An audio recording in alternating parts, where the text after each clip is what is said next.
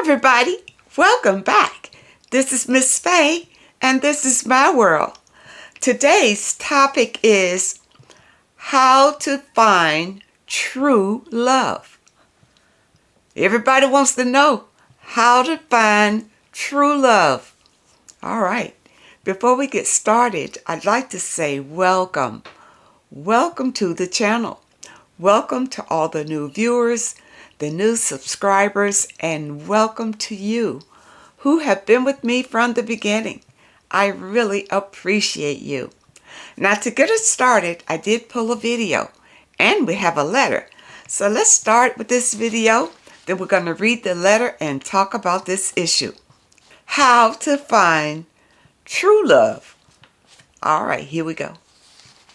How do you find true love? Only the awakened divine feminine and the awakened divine masculine, these are two human beings who have gone on their healing journey. Yeah. These are two human beings that can operate without each other. These are two human beings who are powerful, they're spiritual, they can make the money, but they're spiritually connected and they're healed emotionally, which is most important. They have profound emotional intelligence, which when two people have that, forget about arguing. Arguing doesn't even exist. You get in just conversation and you're able to hear each other out and life just flows really easily. Yeah. Those two people draw each other like a magnet, and that's where harmony, passion, abundance, success, everything lives. And the problem is, out of 100 couples now, maybe 2 live in that state. And this is society today. Okay, now you see what he said. To raise your vibration, to be a divine being, you got to heal.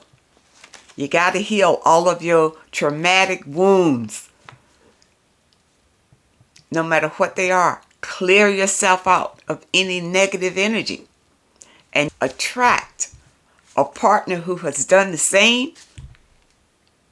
There you go.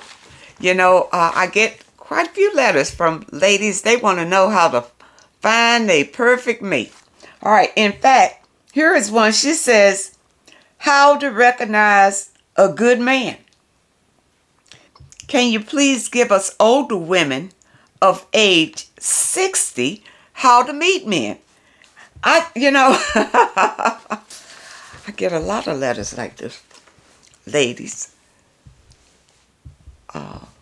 desiring to have a man in their life. And I hesitate on using the word looking because, you're available, but, looking involves you doing some action toward trying to find somebody. And I really ask ladies not to do that because this sort of chasing men. I don't think you should chase men at all.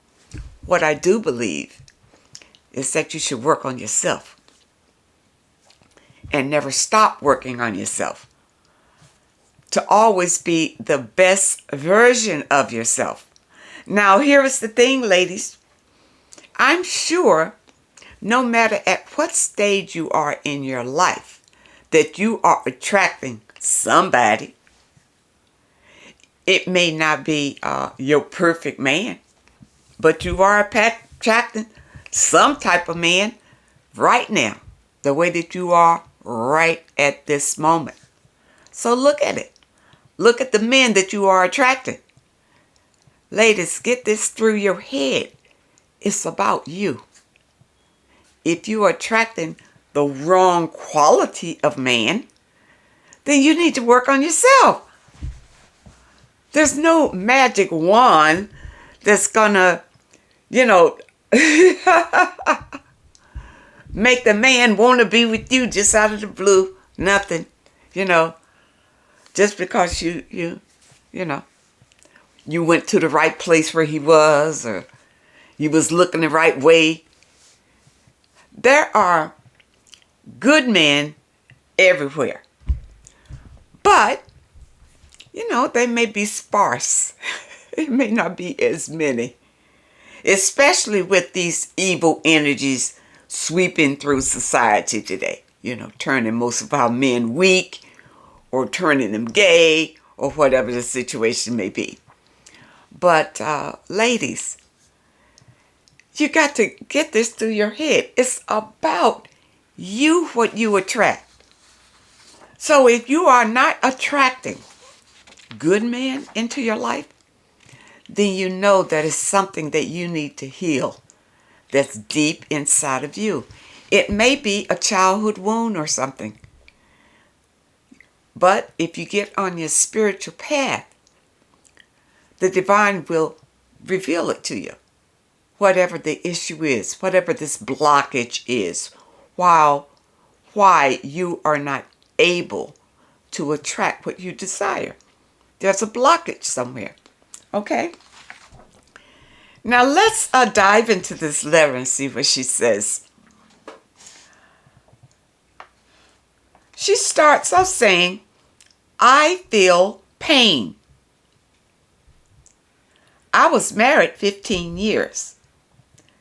I found that my ex-husband is having sex with his cousin, who is 5 years older than him. And he was also doing this during our marriage. It's devastating. I have 2 kids, 13 and 17. I feel defeated. Yeah, you probably feel defeated because you're dependent on this ex-husband. If you weren't dependent, I don't see why you would be hurt, but not defeated. My point is, I haven't read long enough in your letter yet, but I do get the sense that your husband was kind of in charge of the family and he failed the family. Okay, so it kind of left you in a desperate situation, and you're not alone. So a lot of women find themselves in a situation like this when they depend too much on a man. Okay? You say, I feel defeated. How to go on and find true love. So wait a minute. You've been married to a man for 15 years. And you find out that he's having sex with his cousin. All right, it's an ex-husband. But how long have you been divorced? Separated? How long has it been? You can't, I just get the sense that it hasn't been that long. And because here you are trying to find true love. All right? Let's go on and talk about him. He was also a drug user. He was also a drug user for marijuana. He was the love of my life. I want new love. Well,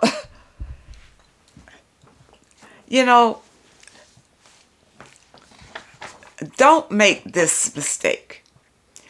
You see, many times when we go through a terrible relationship, okay, in our minds, we think the best way to get over it is to jump right into another relationship.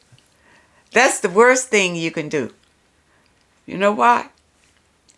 Because the same hurt that you have endured from that relationship that just broke up, you're taking it right to the new relationship. And plus, the same energy that attracted that old relationship will attract the new relationship. You haven't done any healing work at all on yourself. You're jumping out of one frying pan right into the fire.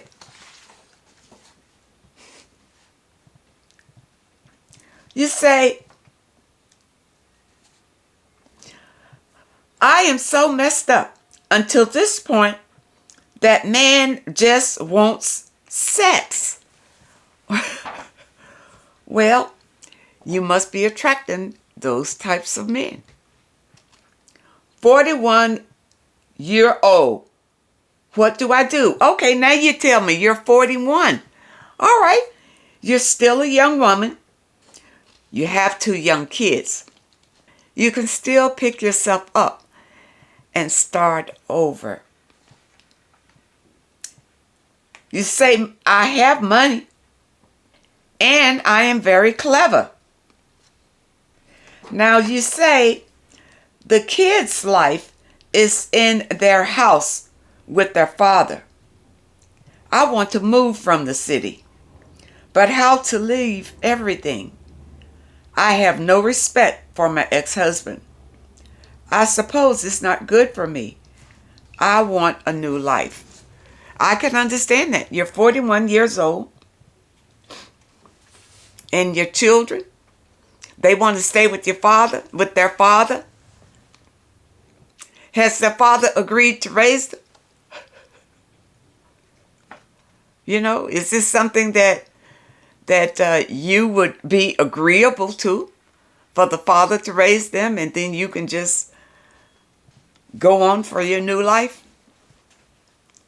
You know, it's a lot of unanswered questions in your letter. You know, you say this is your ex-husband.